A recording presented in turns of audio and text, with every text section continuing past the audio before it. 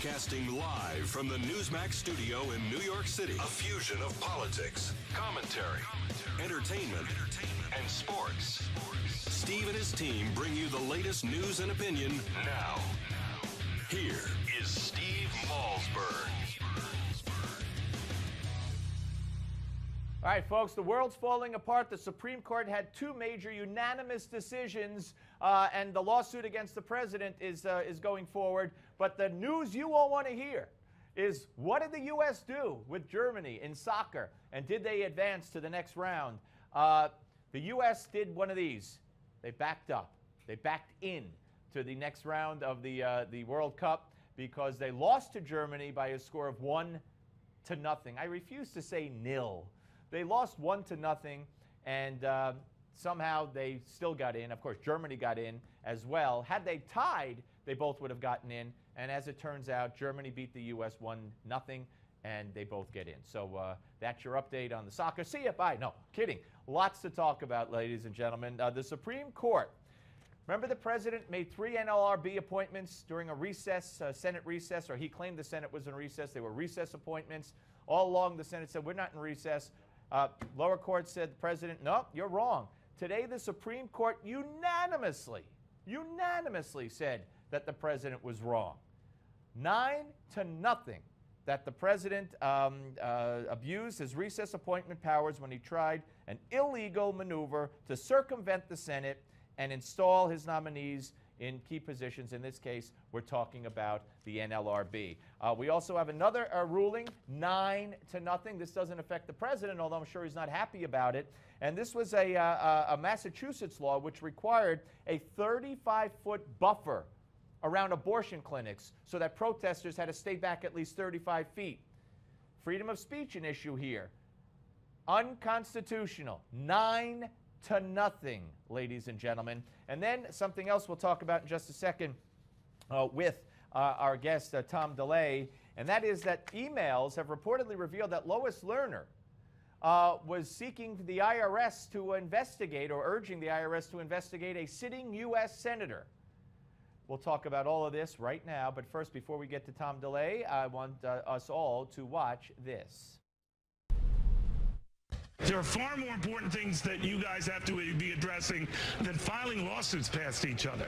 By the way, Rome's burning. I'm not the one talking about that. What I'm saying is that what's very important is the president trying to establish lawlessness in the United States. That's a big Democrats said George Bush did the same, Congresswoman. I'm just saying, each side claiming it, waste of time. So what we need to do is defund the executive branch, number one, and then think about what you're saying. Defund the executive branch. Congresswoman, if Democrats had said, we're going to just defund President Bush, we're going to defund the executive, you would laugh them out. And so you should have then. And I think Democrats will be in their right mind to laugh you out now. Defund them. All right. There you go. Kind of heated debate with Neil Cavuto and Michelle Bachmann. Joining us is Tom DeLay, former Republican House Majority Leader, former Texas Congressman. Welcome back, sir. Thank you, Steve. Glad to be back. Well, I'm sorry there's nothing to talk about today. First of all, let's start with the lawsuit that John Boehner is filing. Is this a good idea, or is it, as Neil Cavuto and some others on the Democrat side have said, a complete waste of time? Well, I wouldn't put it that way. I understand the situation that Speaker Boehner's in. Right now, he has a Senate that won't do anything to uphold the integrity of the Congress. The only real check that Congress has on the president is through the power of the purse, as we all know. I know that some have given that away by saying they are not going to fight with the president over spending, and particularly spending on unconstitutional and lawless actions by the president.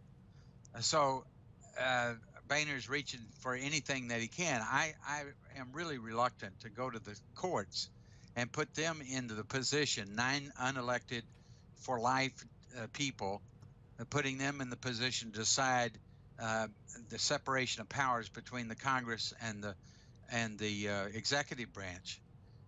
The Constitution gave all 3 branches certain powers so that they could check the overreaching and all-powerful grab by, say, Obama. The House needs to exercise that. And the American people have to demand it through their representatives in the House.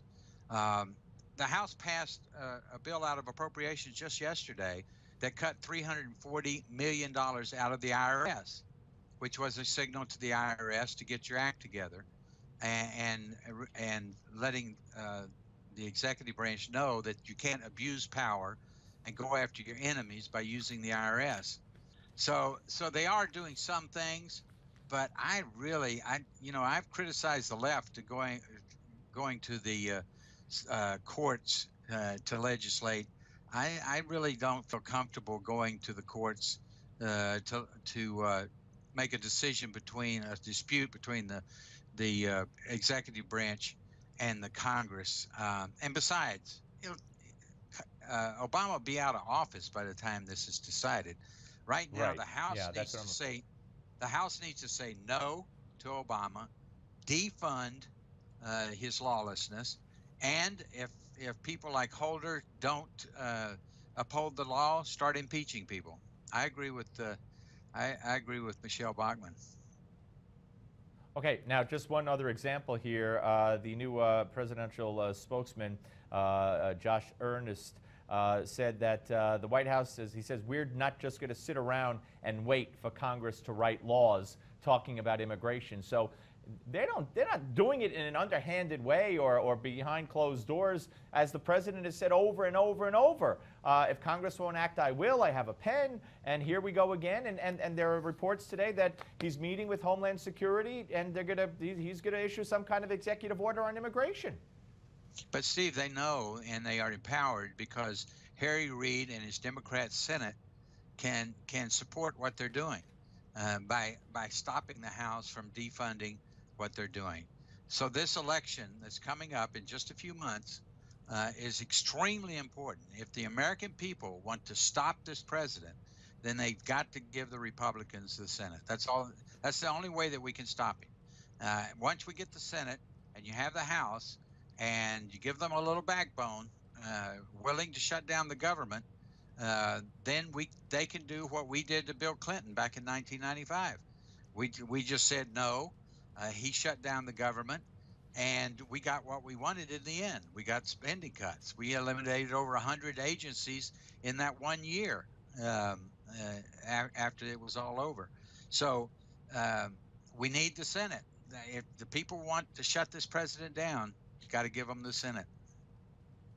All right. What's your take on what we've been viewing and witnessing with the hearings, the IRS commissioner, and of course this latest revelation, Congressman, that Lois Lerner wanted the IRS to audit Senator Charles Grassley.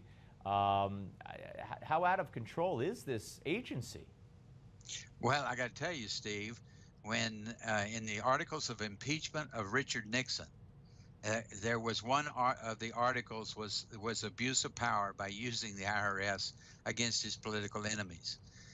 So this is a very important investigation that the House is moving, and you can see why it's so important, because the president is breaking the law by using his people to crash servers, get rid of emails, get rid of evidence. I mean, they're willing to stand up and take that heat if we can prove that they did it intentionally. That's a criminal act. It's a criminal act not to adhere to subpoenas by the House. So this is an ongoing thing. But we can't lose focus of what this is all about. We all know, and we don't have to prove it. The President of the United States and his administration abused its power by using the IRS to try to destroy their enemies by destroying these conservative groups. That's the bottom line. America understands it, knows it. Now all we have to do is prove it so that we can hold people responsible. Let me ask you about the Supreme Court decision that came down today. Another 9-0 decision against this president, this administration. And this, of course, involves the 3 appointments to the NLRB, allegedly recess appointments, which the lower court said no. They kept appealing it up to the Supreme Court, and 9-0. I mean, that is obviously, as resounding as it could get. But Steve, it's 9-0 because it didn't say anything. All it said was these particular NLRB appointments were unconstitutional because there was a 3-day recess.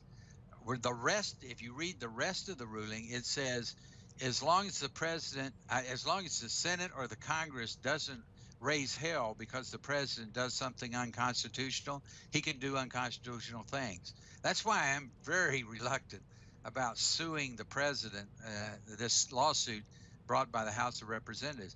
This Supreme Court can't even rule that recess appointments are unconstitutional and an abuse of the presidential power.